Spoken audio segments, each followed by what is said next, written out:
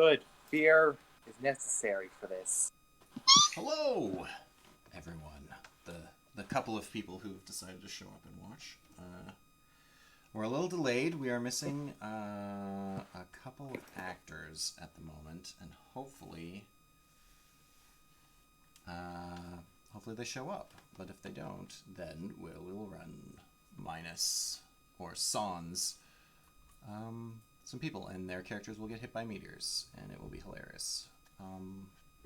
I just realized I have Discord up randomly. That was silly. On the stream! You guys, you're getting to see behind the scenes. Okay. So, last time on Dragon Ball Z, we did a one-shot heist, which is going to evolve now into, hopefully, the second part of this campaign. I'd like to get a full party of 4 that can consistently be here. They are in the extension. One of the characters, which was played by Ezekiel, who is in the main campaign, I did not want him in both campaigns, so he joined in the one shot for fun, and now his character will get hand waved, and a new character will show up, played by a new person.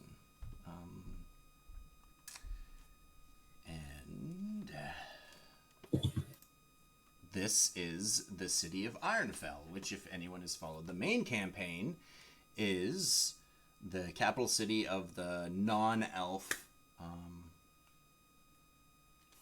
empire. Yes, it's an empire. That's what I've decided to call it. As the DM, I decided it was an empire, and the leader is an emperor. Emperor Goldmane. Possibly a lion. We don't know. Nobody knows. It's definitely possible. So I have 2 of my actors with me right now, and I will let them introduce their characters that we'll be playing today. Just going down the list. First we have Coffee. Yes, hi, hello, I'll be playing Red, and I should probably specify that they're male, since I sound feminine. Pardon my terrible voice act. They're a shepherd of the circle druid. Wait, I said that wrong, but whatever. And yeah. Awesome. Cause Coffee actually has a really deep masculine voice all the time, and this is actually the voice acting right here. So I think your voice acting is amazing. Second, we have Hail Lucifer. I'm here. I'm playing Zira Kaziri, a Dragonborn barbarian. Yes. And you're the only 2 here at the moment, so we're going to stall for time for a few minutes, and then we will dive into things. Thanks for the subscription! Red sounds like Arnold Schwarzenegger. Yes, I agree. Very masculine bodybuilder vocals. Probably a heavy smoker as well. Living in the forest makes you pretty swole. If you link your Twitch to Discord, there is a special, sub-only channel. It's not super exciting, but it is exclusive. And technically you can use your Tuber Tugger emote in the Discord if you wanted, and potentially there will be more emotes down the road, but I just thought I'd mention it because I noticed when I set that up, only 2 of my subs, which I know a few more of you are subbed, that you could be taking advantage of that. Still waiting on... So, one of our characters, who was played by Mandrake, he was playing, if I remember... He was playing Lazarus, I believe, That's right. The Lazarus, or Lars, the Changeling.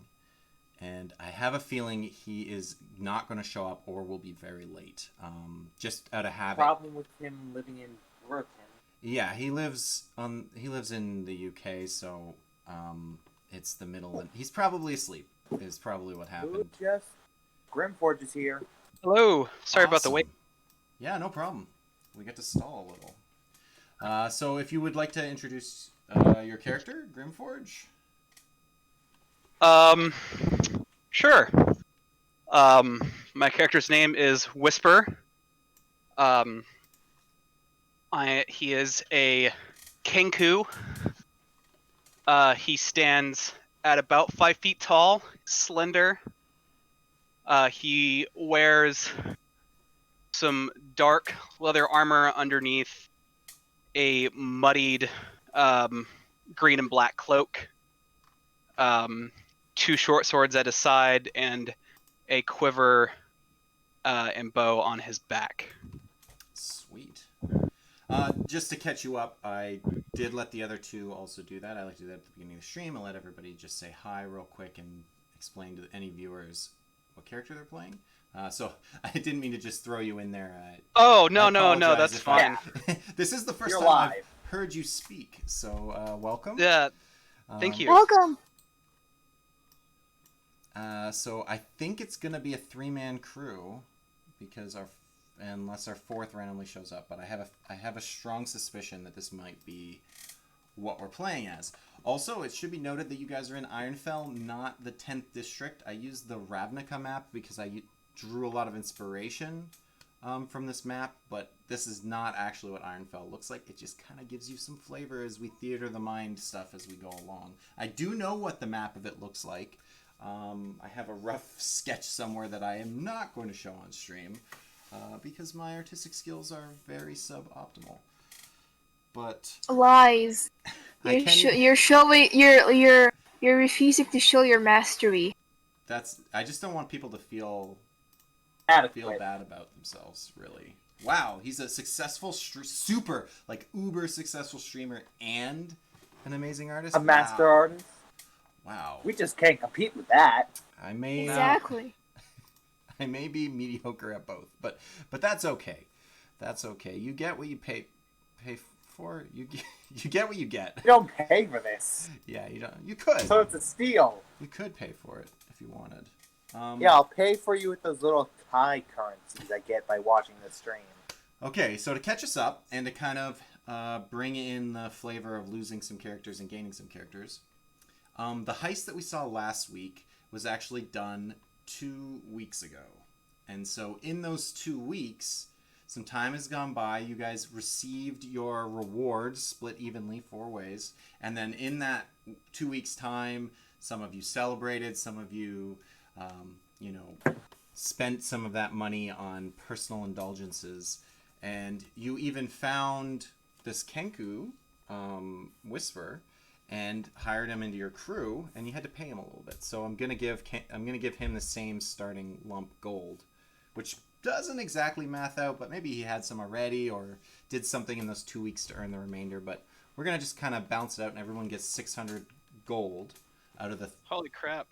Just a The straight up shopping start. episode. It's a lot right off the beginning, but I had promised a 3,000 gold bounty for the heist, and you guys did technically succeed it. I forget Ezekiel's character's name. Marlon Quaker Jones the Third. third. So he decided to go on to bigger and better things. There was a universe where he was going to betray and kill one of you. I had secretly I'd told like him. to see him try. It ended up not happening because of the way things actually played out. Because although sometimes it feels like I might railroad you guys, a lot of your choices and actions do impact what happens. So Just sometimes not immediately noticeable. Yay, continuity. Should probably start making a new character just in case. Oh please, you don't act like There's a you small don't have another chance. 6 rolled up. You never know if I'm he's really gonna not. come back as a villain or a different character down the road. It's always a possibility. We'll see. And then lastly, we have to kind of hand wave Mandrake's character, Lars, or Clearly off, drunk in the corner. Yeah, he's having a bender at the moment, and we may even take some gold away from him as punishment if he does end up showing up the following week. Derek would not object to taking some of his gold. So we're Gotta gonna start build off- up his hoard somehow. if you So, get- do I know anything about the people that have hired me or what I've been hired for? Well, actually, it's kind of weird because you guys don't have a job, but you. I guess we have him on retainer. Yeah, it's kind of a weird situation. Let's not think too deeply into that backstory because I Let's can't... avoid that rabbit hole. Well, it We're might be a bit of totally a plot best hole. friends, duh. Just as every adventuring party starts off, how do we all know each other, and why do we care to party with each other? You should, in the main I only know campaign- about the characters in campaign 1. I don't know anything about the group in campaign 2, so I don't know what anybody's playing or anything like that. Yeah, well, I mean, okay, so I'm keeping. yeah, sure. You guys can just say real quickly again who you are. Coffee, you can go. Yeah. I'm Redwood, I'm a druid, and yeah,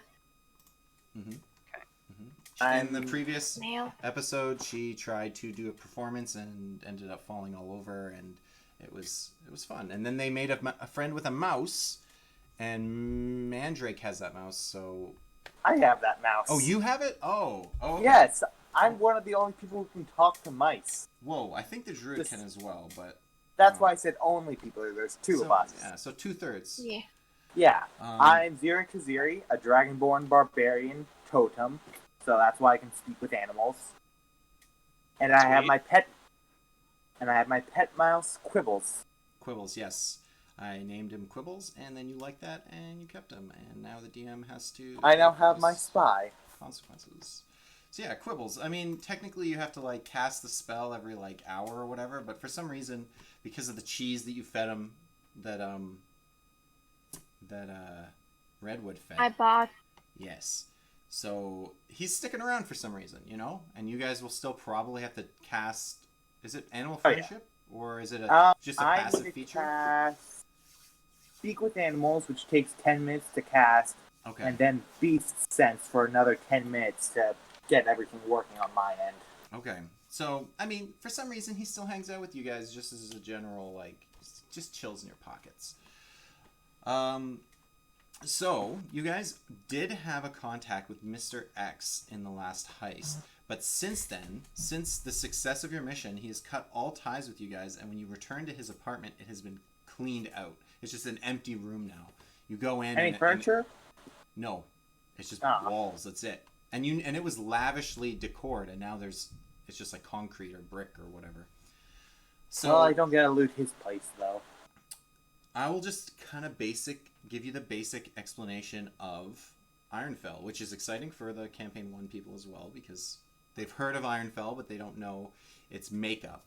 So it is relatively militaristic in a sense, that it believes in consolidation of power, and the royal class is definitely an upper crust above everybody else.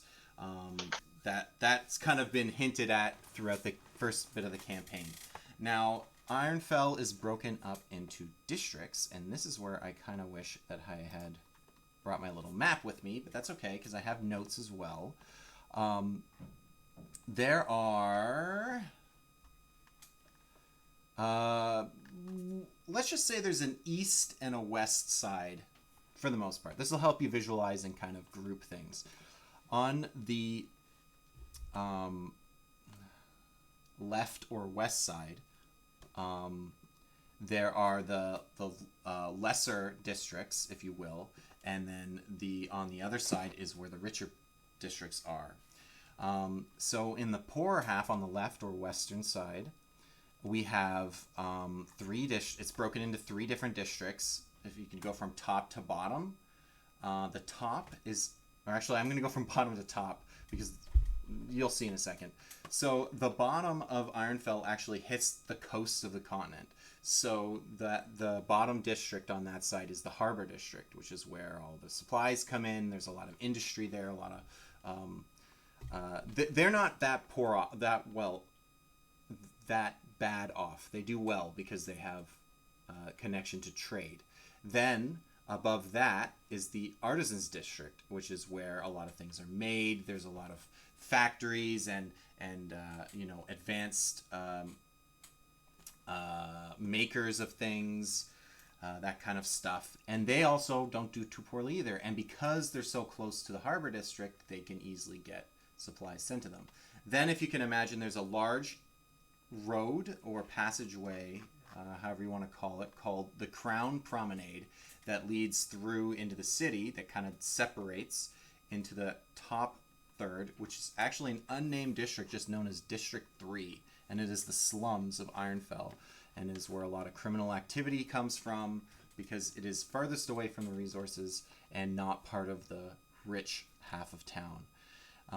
Then the hopefully you guys are following. I know it's a little difficult to just imagine as I'm speaking, but you guys can ask questions afterwards, and I'll tell you where you guys are on the map, and you can kind of explore from there.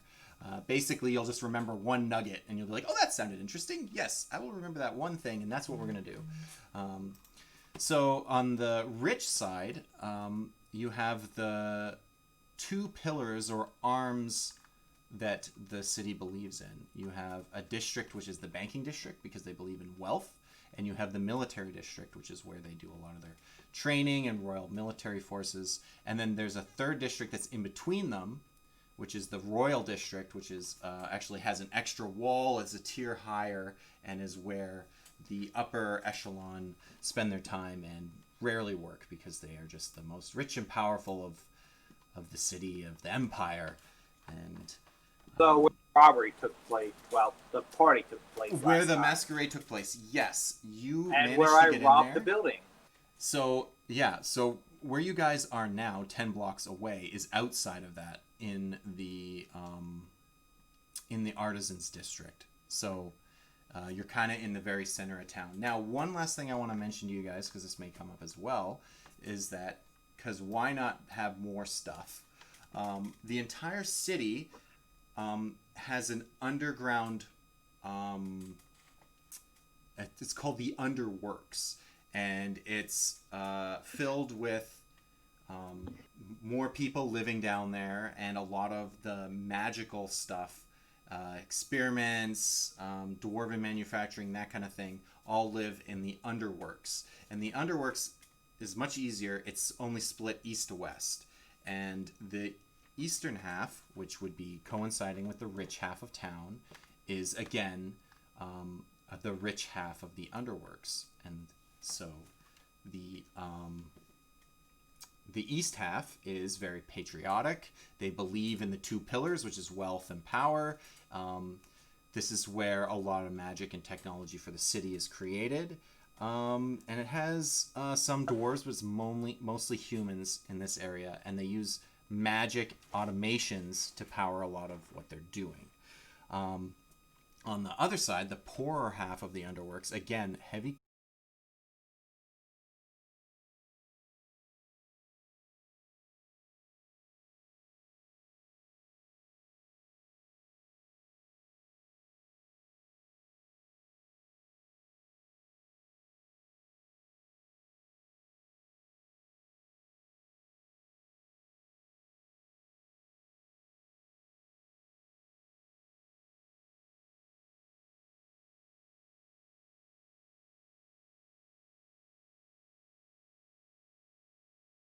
explaining, and I'm sorry you're just gonna...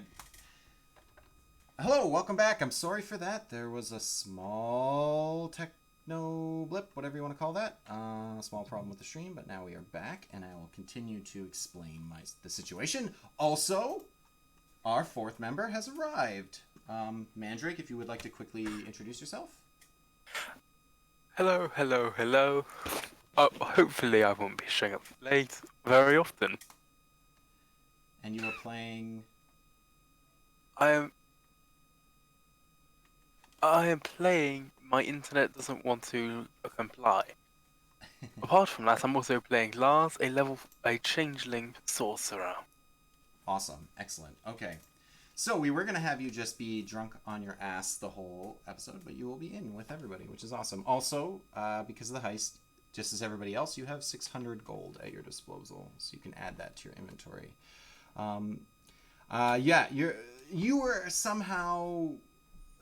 you're new to the city, and you're only going to get this last chunk of the explanation of Ironfell, sadly, because I don't want to repeat it for the stream. But on the... so the western side is poorer criminal elements. They use goblin slaves to do a lot of the powering for power and research. And the people who live here, fewer humans, more dwarves, gnomes, dragonborn, those kinds of people. And other than that, you don't know of any places of interest or anything. You'll have to ask the DM I want to look for X, and then we'll kind of go from there. Or you can say, I just want to randomly explore somewhere, and I will start throwing things at you. So, yes, after very long-winded explanation, I'm about to hand the reins off to the four of you. Feel free to just RP with each other and kind of get to know each other, because Mandrake, or sorry, I'll call you by your character's name, Lars, and I guess everybody hasn't met our newest companion. The Kenku. This is actually going to be impossible because he's a Kenku, but that's okay. We'll see what happens.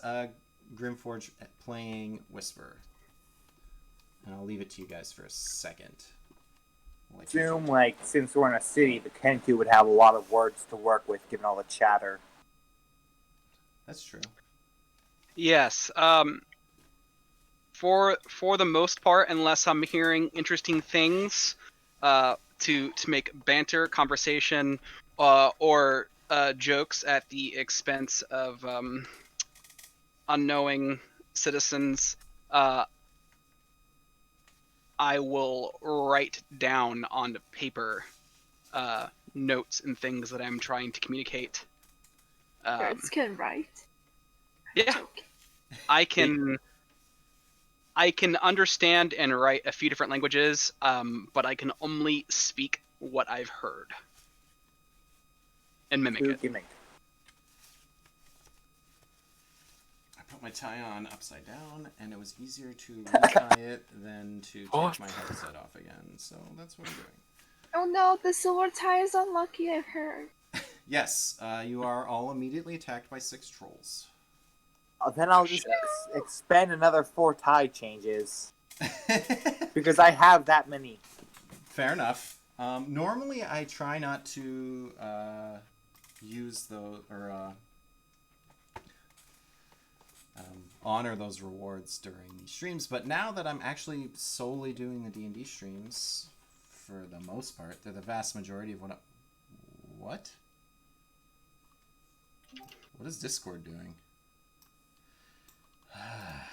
Sigh. We're still here? Yeah, it just decided to randomly pop up. That was weird. Okay. I think we're good. I think we are ready. So, yes, you guys are... Let's say you're in a small inn, tavern, we'll say. Just like a bar. It doesn't even have rooms. It's just a small bar, because that's very tropey, and we're going to do that. And the 4 of you are just enjoying your drink as you meet each other, and the bartender is keeping to himself, and there's no one else in the bar, so you guys don't have to worry with interacting with anything like that. What would you guys like to do? You said we were in the production district, right? Yes, the artisan district, yes.